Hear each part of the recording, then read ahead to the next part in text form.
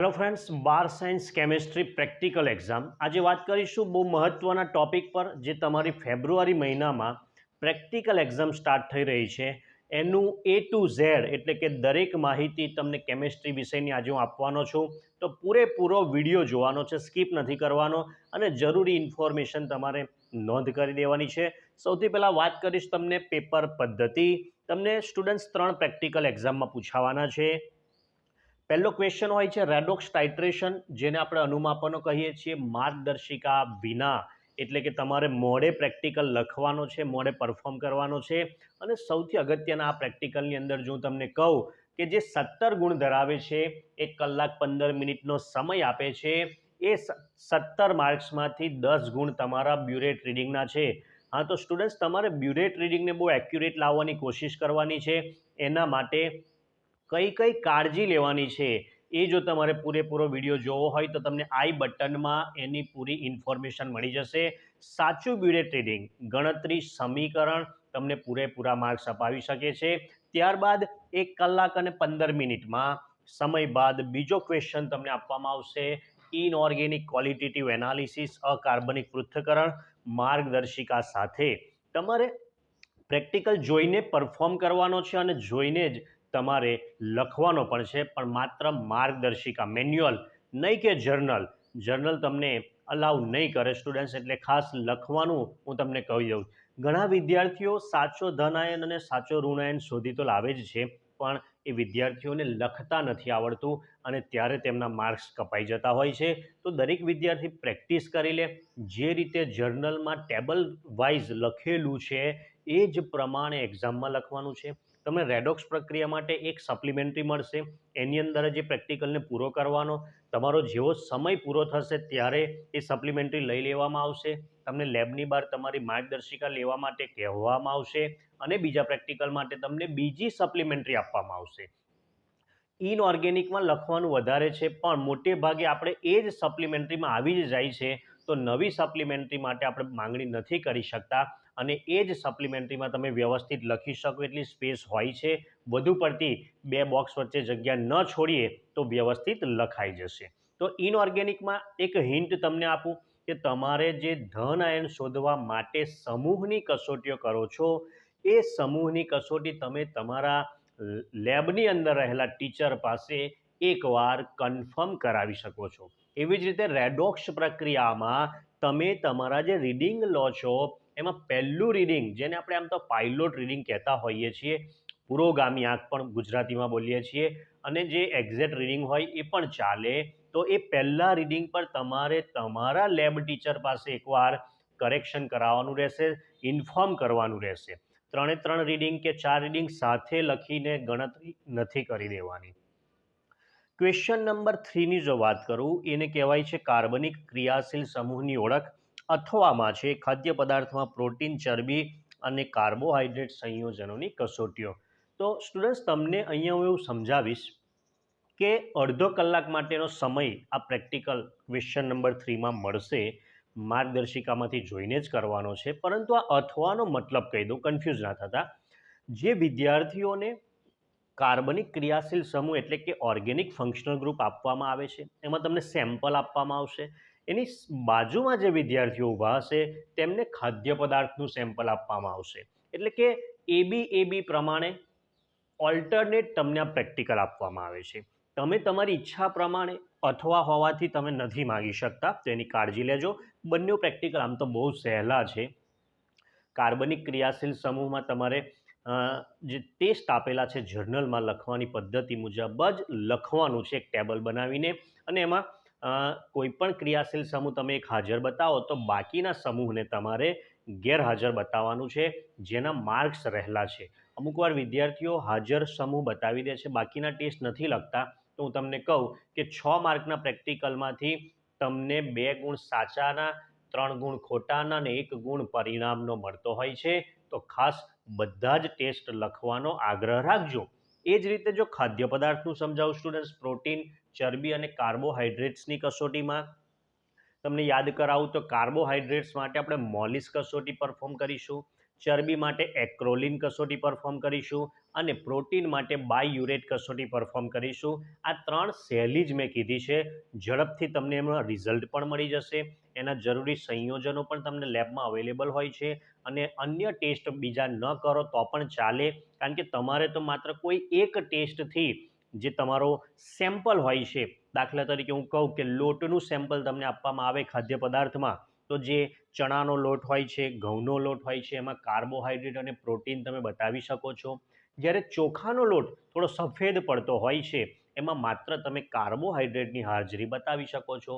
એ જ રીતે જો તૈલી પદાર્થ એટલે કે ચરબીની હાજરી ચેક કરવી છે તો તેલનું સેમ્પલ આપવામાં આવે તો જોઈને જ ખબર પડી જતી હોય કે આ તૈલી પદાર્થ છે તો એમાં ચરબી હાજર હોઈ શકે છે. પ્રોટીન માટે જો હું વાત કરું સ્ટુડન્ટ્સ, તો પ્રોટીન માટે તમને કઠોળનો પાવડર પ્રોટીનની હાજરી સૂચવે છે. તો જે સેમ્પલ આપે છે એમાં 3માંથી કોઈક વાર 3 એવું, કોઈક વાર 2 અથવા તો કોઈ પણ એક સંયોજનની હાજરી શક્ય હોય છે. એનું પણ ટેબલ બનાવવાનું છે. એમાં એક એક ટેસ્ટ, હાજર ગેરહાજર અને પરિણામ, દરેકમાં પરિણામ તો લખજો જ.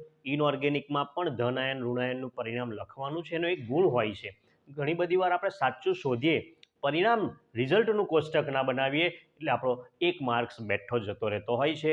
આગળ ક્વેશ્ચન નંબર 4, જેને આપણે વાઇવા કહીએ છીએ, મૌખિક પ્રશ્નો 6 માર્ક્સના, બહુ અગત્યના કહી શકાય. તમારી જગ્યા પર જે તે ટીચર તમને આવીને કેમેસ્ટ્રીને લગતા બેઝિક ક્વેશ્ચન પૂછી શકે છે, પ્રેક્ટિકલને લગતા ક્વેશ્ચન પૂછી શકે છે.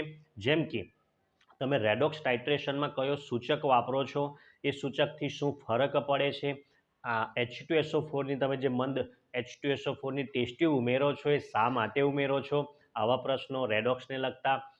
સૂચકાંક શું છે, ઇનઓર્ગેનિકમાં પ્રશ્ન પૂછવા હોય તો સમૂહની કઈ ટેસ્ટ તમે કરી છે, દ્રાવણો શેમાંથી બને, ફોર એક્ઝામ્પલ ટોલેન્સ પ્રક્રિયક છે શામાંથી તમે બનાવી શકો છો, કારણ કે ભણવા સાથે પણ જોડાયેલું છે. તો અમુક એવા પ્રશ્નો જે તમારા નોલેજમાં એસિડ બેઝ, પ્રબળ એસિડ, નિર્બળ એસિડ, આવા બધા જ પ્રશ્નો કેમિસ્ટ્રીના કામના પ્રશ્નો કહેવાય છે. તો મૌખિક પ્રશ્નો માટે 6 ગુણ છે. મોટે ભાગે તમે સારા પોઝિટિવ આન્સર આપશો તો તમને સારા ગુણ મળી શકે છે. ક્વેશ્ચન નંબર 5 જે છે જર્નલ, એ સર્ટિફાઈડ હોવી જોઈએ. 4 માર્ક જો તમારે જોઈતા હોય તો જે પ્રેક્ટિકલ આપણા વર્ષ દરમિયાન કરેલા છે એમાં એક તો ચેકિંગ સાથે તમારા લેબ ટીચર કે તમારા સબ્જેક્ટ ટીચરની સાઇન હોવી જોઈએ. જે ફર્સ્ટ પેજ આપણે સર્ટિફિકેટ બોલીએ છીએ એના પર તમારી ડિટેલ સાથે નીચે પ્રિન્સિપાલ અને સ્કૂલના સાઇન અને સિમ્બોલ હોવા જોઈએ. એ સર્ટિફાઈડ જર્નલ કહેવાય છે. જો સિક્કા નહીં હોય, સાઇન નહીં હોય, ખાલી સર્ટિફિકેટ તમે હાથથી લખેલું હશે તો એ વેલિડ નથી કહેવાતું, તેની ખાસ કાળજી લેજો. બીજું, એ સર્ટિફિકેટમાં સૌથી ઉપર કોર્નરમાં બેઠક નંબર, સીટ નંબર એવું લખેલું હોય છે. જ્યારે તમારી રિસિપ્ટ આવશે એ રિસિપ્ટમાં 26V 26Vથી એક નંબર શરૂ થશે, સીટ નંબર એવું લખેલું જ હશે. એ તમારે પ્રમાણપત્રના એ જગ્યામાં લખી જ દેવાનો છે અને એ જ નંબર તમારે જર્નલના ફ્રન્ટ પહેલા પુઠ્ઠા પર લખી દેવાનો છે, કારણ કે એક્ઝામ દરમિયાન તમારી ઓળખ એ તમારો સીટ નંબર કહેવાય છે. તો સ્ટુડન્ટ્સ, તમને મેં જે વાત કરી એ પ્રેક્ટિકલ એક્ઝામની વાત કરી છે. 3 કલાકનો આ પ્રેક્ટિકલ હોય છે. 2 બેચ દિવસમાં ગોઠવાય છે, સવારે 10થી 1 અને બપોરે 2થી 5. તમારો રિસિપ્ટમાં જે સમયે નંબર આવે તે સમયે તમે એક્ઝામમાં જઈ શકો છો. હવે ઘણી બધી કેમિસ્ટ્રી લેબમાં એવું હોય છે કે બેસવાની વ્યવસ્થા નથી હોતી, એ આ કેમિસ્ટ્રીનો નિયમ જ છે. એટલે હું કહેવા એટલું માગું છું કે તમે થોડું બ્રેકફાસ્ટ નાસ્તો કરીને જાઓ, જેથી કરીને 3 કલાક તમે લેબમાં સર્વાઈવ કરી શકો, કારણ કે લેબમાં ઘણી બધી વાર દ્રાવણો લેવા માટે તમારે આગળ પાછળ જવું પડતું હોય છે, લખવાનું હોય છે, તો એનર્જી તો જોઈશે જ. તો એના માટે આ તમને એડવાન્સ કહી રાખું છું કે જેથી પછી તકલીફ ના પડે. જરૂર લાગે તો 1-2 ટેસ્ટ ટ્યુબ તમારી સાથે લઈ જાઓ, દિવાસળી લઈ જાઓ, કટકો લઈ લો અને જે જરૂરી વસ્તુઓ છે, કેલ્ક્યુલેટર, સ્ટેશનરી, પાણીનો એક બોટલ, બધી જ વસ્તુઓ તમારે લેબમાં જરૂરી છે. અને હા, એપ્રોન ખાસ કહું છું, એપ્રોન એ બીજાના માટે નથી, પોતાની સેફટી માટે છે. ગરમ કરો છો, કંઈક ઉડે છે દ્રાવણ, ચાલો તમે વ્યવસ્થિત કરો છો, બાજુમાંથી કંઈક થાય તો આપણી સેફટી માટે આપણે એને પહેરવાનું છે, જરૂરી છે સ્ટુડન્ટ્સ તમારા દરેક માટે.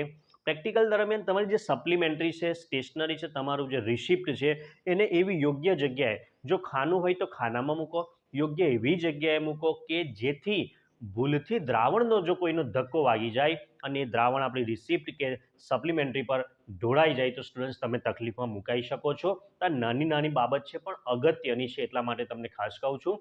પ્રેક્ટિકલ દરમિયાન તમને લેબ ટીચર ઘણી અગત્યની સૂચનાઓ ઇન્સ્ટ્રક્શન આપતા હોય છે, કારણ કે તમારો નંબર તમારી સ્કૂલમાં પણ આવી શકે છે, તમારો એક્ઝામનો નંબર બીજી સ્કૂલમાં પણ આવી શકે છે. તો બીજી સ્કૂલમાં લેબ જ્યારે નવી હોય, કયા દ્રાવણો ક્યાં મૂકેલા હોય એ દરેક ટીચર તમને સમજાવે જ છે. તો તે સમયે જો તમે વાતો કરશો, તમે બીજે ધ્યાન આપશો તો તમે મિસ કરી દેશો ને પછી તમે તકલીફમાં મુકાઈ શકો છો. તો ખાસ જ્યારે ટીચરની ઇન્સ્ટ્રક્શન છે એને સાંભળો, એને ફોલો કરો, જેથી તમારી એક્ઝામ સારી જાય, એક્ઝામ દરમિયાન તમને મુશ્કેલીઓ ઓછી અનુભવાય. કંઈ ડાઉટ લાગે, તકલીફ લાગે તો એકબીજાને ન પૂછતા તમે જે તે ટીચર છે એનો તમે કોન્ટેક્ટ કરી શકો છો. તો સ્ટુડન્ટ્સ, આપણા પ્રેક્ટિકલના વિડીયો તમને પ્લેલિસ્ટમાંથી બધા જ મળી જશે. એક્ઝામ પહેલાં તમે વિડીયોનું રિવિઝન સ્વરૂપે ઉપયોગ કરી શકો છો. લખવાની પદ્ધતિ પણ સમજાવેલી છે અને આ જે બધી માહિતી છે તે પ્રેક્ટિકલ એક્ઝામને લગતી છે. હજી પણ તમને એક્ઝામને લગતી કોઈક માહિતી સમજી ન પડી હોય, આમાં કંઈક ડાઉટ હોય તો તમે ચોક્કસ કોમેન્ટ કરજો. તો જો તમે મારી પણ સૂચનાઓનું પાલન કરશો, વિડીયો જોઈ લેજો, લેબમાં જે તમને પરીક્ષામાં તૈયારી કરાવી છે એની પણ તમે જો કાળજી લેશો તો ચોક્કસ પરીક્ષા સારી જશે. દરેક સ્ટુડન્ટ્સને મારા તરફથી કેમિસ્ટ્રી પ્રેક્ટિકલ માટે best of luck. Thank you very much.